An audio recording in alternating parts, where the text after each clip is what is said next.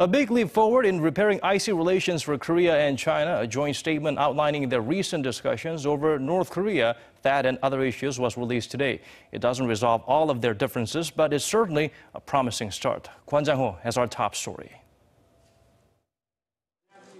The talks between Seoul and Beijing were said to have taken months since the G20 in July, but finally on Tuesday morning, a joint statement was released by the two foreign ministries, signaling a will to mend relations. The statement began with the two nations coming together on the North Korean nuclear issue, agreeing to pursue a peaceful solution and pledging to further strengthen communication and cooperation on the matter.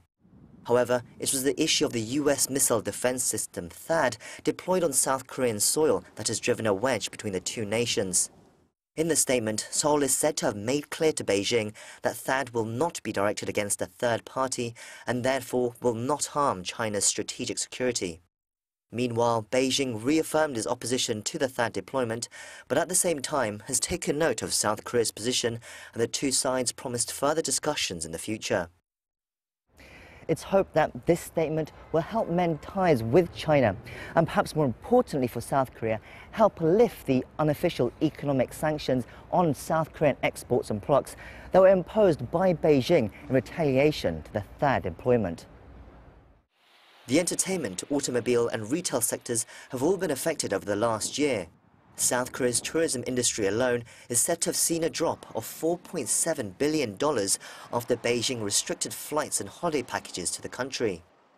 We're hoping this statement can help normalize the South Korea-China relationship, which in turn can help relieve the difficulties our people and businesses have suffered during this period. Signs of improving relations can also be seen in a step up in exchanges between the two countries. These include a meeting between the two nations' nuclear envoys in Beijing on Tuesday to further discuss the North Korean nuclear crisis. Several lawmakers from both sides are also scheduled to make various trips to Beijing for seminars and discussions in the coming weeks. And the country's health ministers are expected to meet in Shandong province in mid-November as well. Kwon Jang-ho, Arirang News.